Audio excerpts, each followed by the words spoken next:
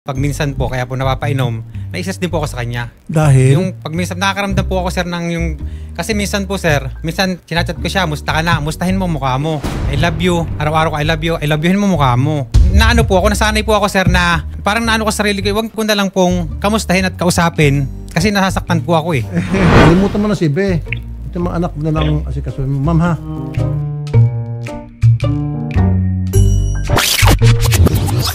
Bakit niyo po pinipigilan mag-abroad si Mrs.? Sir, kasi nahuli po ng anak namin na hindi po namin expected. Bigla ang nagkaroon po ng ganyang mga conversation ng lalaki. Taga saan po yung chat niya, sir?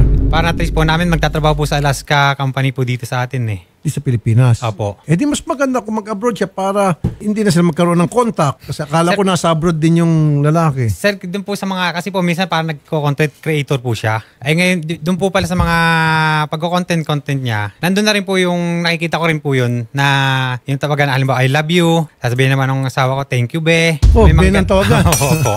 May mga tawagan na po ng Be. Yung po, hindi ko po pinapansin. Ngayon naman po, nung nagpaalam po, umalis na po siya nung 30, dumating po siya sa amin ng 20. Tapos pang pagkakalam ko po sana niya, mga 1 month pa yata po bago siya umalis eh. Dahil bakasyon lang po, kararating lang po niya ng 20, bago ng 30 po ay... Nakapag-abroad na, tapos Opo. bumalik. Bumalik po, umuwi po ng itong 20 po, ng 20. Ilang buwan po siya sa abroad? 1 year na po siya na ano. Tapos nagbalik na. Opo, pinagbakasyon po siya. Okay. Then ngayon, paalisin na po uli siya. Saudi na po ulit. Saudi. Pero di ba sir, kasi sabi mo yung lalaki taga rito. Opo. Kayong kachat niya. Siya pupunta sa abroad, di mas maganda kasi hindi na sila magkikita. Kasi kung nandito siya, pwedeng posible magkita-kita sila dyan sa labas. Ayun nga po, baka hindi nga natin mo alam. Baka magkasama sila ngayon kung ano po. Magandang hapon po, Ma'am Elsie. Magandang hapon po, sir. Sino po yung si Be? Kaibigan ko po. Bakit nag-I love you kung kaibigan? Ganun po ako makipag-usap sa mga kaibigan ko. Alam po niyo yan, buksan niyo po yung Facebook ko. Ganun po. Okay. So meron kang kaibigang lalaki na kachat mo at nag-I love you ang kayong dalawa. Apo. Pero ma'am, hindi maganda yon. Opo, alam ko po, sir, pero... Kasi may asawa ka, tapos ngayon may kipag-chat ka pa sa ibang lalaki, tapos meron pang I love you. Ba't di ka na makipag-chat kay mister? Hindi po yan nakikipag-usap sa akin. Almost 3 years. Hindi naman ganoon katagal. Kasi sir, umuwi po ako last 2023, November 11. Medyo ano na po kami. Lagi po kami nag-away tungkol sa allowance ng mga anak ko. Tapos, ayoko po kasi yung mabisyo po siya. Nagiinom po siya palagi. Bawal po yun sa kanya, alam nyo po yan. Kasi nagkasakit po siya last 2024. Hospital po siya. Wala po akong hawak kahit piso. Masakit po sa akin kasi nasa ibang bansa po ako. Wala po akong maibigay sa kanya kahit piso. Kasi siya po yung tumatanggap lahat ng padala ko. Alam niya po yan. Lahat ng wala po akong tinitira sa akin kahit piso. Pinapunta sa kanya? Ano ginagawa niya sa pera? Hindi ko po alam. Ayoko po kasi na Naku sir, mukhang mababaliktad ka rito. tinitiis ko po yung... Mukhang ikaw ay dapat ipapatulpo rito ngayon. Pero sa akin po kasi, ayoko po kasi na marami kaming usapan. Kung sabi ko po kasi sa kanya, last na nag-message po ako sa kanya. Kung ayaw mo nang nakikinig sa akin, papabayaan kita. Kung ano yung gusto mo, sige lang. Basta yung mga anak ko, hindi ko po papabayaan.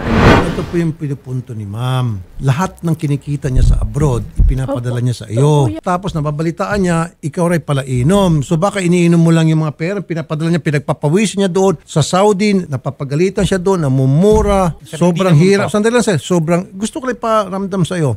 Kung gaano kahirap maging OFW lalo sa Middle East. Alam mo yun, sir. Alam ko po yun, Tapos sir. dapat yung pera niya pinangangalagaan mo, hindi mo pinang-inom-inom lang. Sir, hindi yung sabi niya po pinang-inom-inom. Minsan lang po napapainom pero hindi naman po pinang-inom ko po ang pera niya. Alam niya po lahat po ng mga anak namin po, sir. Nag-aaral po. Katulong din po, sir. Ako naghahanap buhay din po. Araw-araw po ako nagtitinda ng isda. Katulong niya rin po. Nagpapasalamat po ako sa kanya. Nung nag-iba ba siya, natulungan niya rin po ako kahit paano para sa anak namin. Tama. Pero hindi naman po actually yung sasabihin niya, painom-inom lang po ako paano. Kahit po ipagtanong sa aming buong barangay, araw-araw po ako nagkumakayod, pagtitinda po ng isda, para mabuhay po ang pamilya. Pero yung pagkakasabi naman niyang araw-araw naman po, hindi naman po katotohanan po yun. Alam po yan ng pamilya niya. Hindi po araw-araw, nasasabing araw-araw. Isa rin po, nagiging dahil pag minsan po, kaya po napapainom, naisas din po ako sa kanya. Dahil? Yung pag minsan, nakakaramdam po ako, sir, ng yung... Kasi minsan po, sir, minsan chinachat ko siya, musta ka na, mustahin mo mukha mo. I love you, araw-araw ko I love youhin mo mukha mo. Naano po ako, nasanay po ako, sir, na parang naano ko sa sarili ko, wag ko na lang pong kamustahin at kausapin Kasi nasasaktan po ako eh. kasi Di ba sir, sabi mo, ma'am, hindi Kasi- siya nagte-text. Opo. Paano siya mag-text sa'yo kung sinabi niya, I love you mo mukha Sir, mo eh. Opo, Kung sir. ako hindi Ganun na po eh. mag-text sa'yo. ganito po kasi sir, Po, sir, yung natuto na po ako. ganito po Na, kasi huwag sir, na pag lang nag, nasaktan ako pag sinasabihan po. So pag sinabi mo hello, sabi niya, hellohin mo mukha mo. Parang ganun na po. Opo, sir.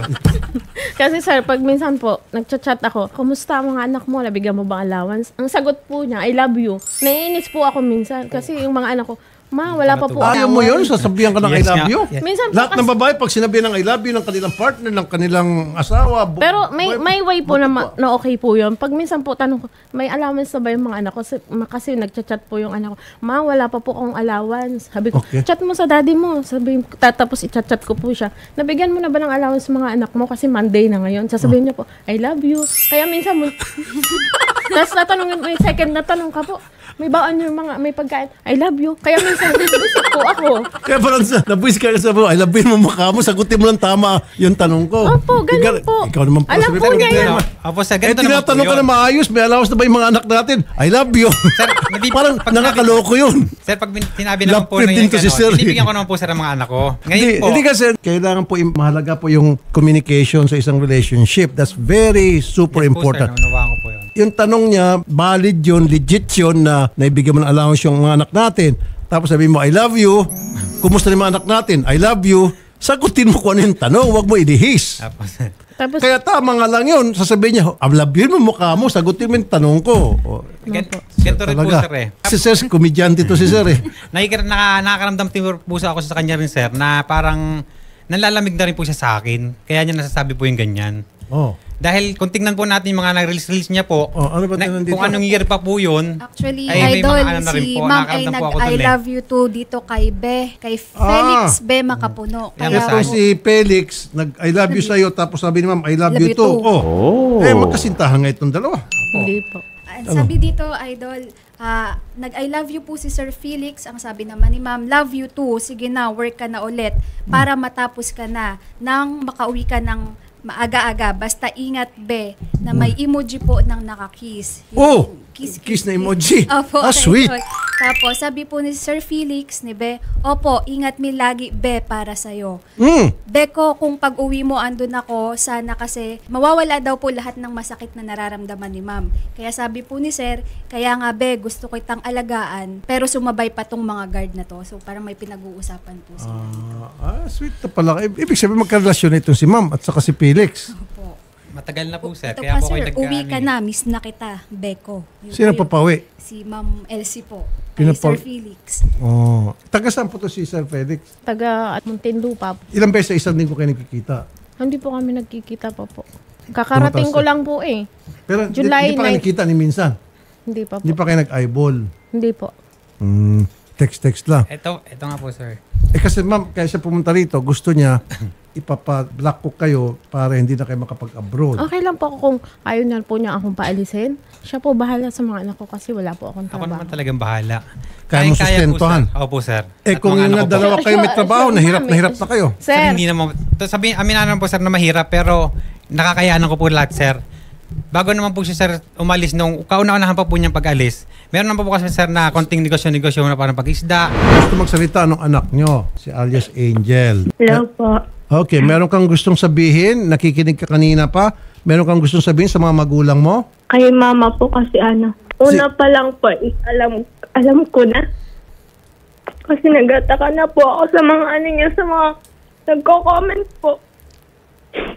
Tapos po nagchat-chat po ako sa kanya yung umalis po siya. Hindi po siya nagsisin po pero hindi po siya nagre-reply po sa akin. Tapos nung po yun, kaya po siya umalis dito yun nung gabi po. Umuwi nga po na lasing po si daddy kasi pinabayaan na po namin kasi alam po namin na stress na po siya. Kahit bawal po mag-inom, pinabayaan po namin. Tapos nung pag-uwi po, nagising po ako kasi nagagalit po si mama kasi kinukuha po ni daddy yung wallet niya. Tsaka kasi gusto niya po umalis kasi ayaw po ni daddy marinig na nag-aaway po silang dalawa. Kasi po nun, gabi na po, tas tulog na din po ako at mga kapatid ko po. Kaya po, gusto niya pong umalis kasi kinuha po ni mama yung lisensya. Tapos sabi naman po ni mama, kinuha niya daw po kasi Kasi mahal niya naman daw po si daddy. Ayaw niya pong may mangyaring masama kay daddy. Pero nung mga 1 po ata, nagising po ako, sisigaw po si mama. Kasi kinuha daw po ni daddy yung cellphone ni mama kasi kinuha lang po para ibigay po ni mama yung cellphone ni daddy. Angel, payag ka ba na mag-abroad si mama mo ulit? Para sa akin po kasi hindi po. Hindi. Okay. Ano mensahe mo naman sa papa mo? Daddy, makatatag ka dyan. Huwag ka na ding mag-iinom. Mahal ka ng anak mo, sir. Sinagaan ko po sila. Mahabang panahon din po. Kita ko yung Kaya dyan po ako iiyak. pagmamahal niya sa inyo. Hindi po ako iiyak eh. Okay. Sige, Angel, magpakatatag ka. Tingnan ko kung ano may tutulong namin sa iyo at sa family mo. Okay, huwag ka na masyadong problema. Mag-aral ka na lang mabuti. Yun na lang magagawa mo para sa pamilya mo, sa sarili mo, sa parents mo. Mag-aral ka na mabuti. Ikaw bang panganay? Panganay na babae po. Okay, sige. Alagaan mo yung mga kapatid mong nakababata sa iyo. Tulungan mo sila, okay? Opo. Naiyak si daddy mo. Naiyak siya sa mga sinabi mo. Na-touch siya. Lagi na po yan. Gabi-gabi po siya nag-iiyak dito sa amin. Kahit po nung hindi pa po umuwi si mama, nagsasabi na po siya sa amin. Parang may iba na nga po si mama. Binibiro-biro ko na lang po kasi ayoko naman po na laging naririnig na sasabihin po yung nanay ko. Ang akala ko nagtatrabaho is meron din ay malalaki. Okay. Sige, ganitong gagawin ko, Angel. Since ayaw mo papaprod din na si mama mo, sige, i-recommend ako sa DMW, Department of Migrant Workers, OWA, na huwag nang palabasin to mama mo. Huwag nang pag-abroadin. So, ma'am, request ng mister mo, request ng anak mo, pagbigyan ko siguro yung anak mo, lalo yung bata. Siguro pag si sir, magdalawang isip ako, pero yung anak yun na po, awang-awa ako, dapat bigay ka ng time sa mga anak mo. Huwag na kebe. Wala kang mapapaladong kebe, puro sama ng loob lang. Mga po, sir. Kalimutan mo na si Be. Ito mga anak mo na lang asikasuhin mo. Ma'am ha? Okay, very good. Angel, kakausapin ko yung DMW para si mama mo hindi na makapag-abroad, hindi na payagang lumabas ng bansa para pumunta ng Saudi, kung saan pa man. Okay? Sige po. Okay. Isa lang masabi ko sa'yo, pasalamat ako kung nag-abroad ka. Natulungan mo ako. Pero hindi naman lahat, huwag mo sabihin naman ang lahat ay iyo. Alam mo rin naman yan na naghihirap ako araw-araw sa mga anak ko. Alam yan ng mga anak mo. Isa lang naman masasabi ko sa'yo. Ngayon, nandito na to. Gusto ko, didimanda ka namin ng mga anak mo. Kasama ang kabit mo. Nahirap sa masakit sa amin. Rinig mo sa anak mo. Sa anak mo na nagsasabi.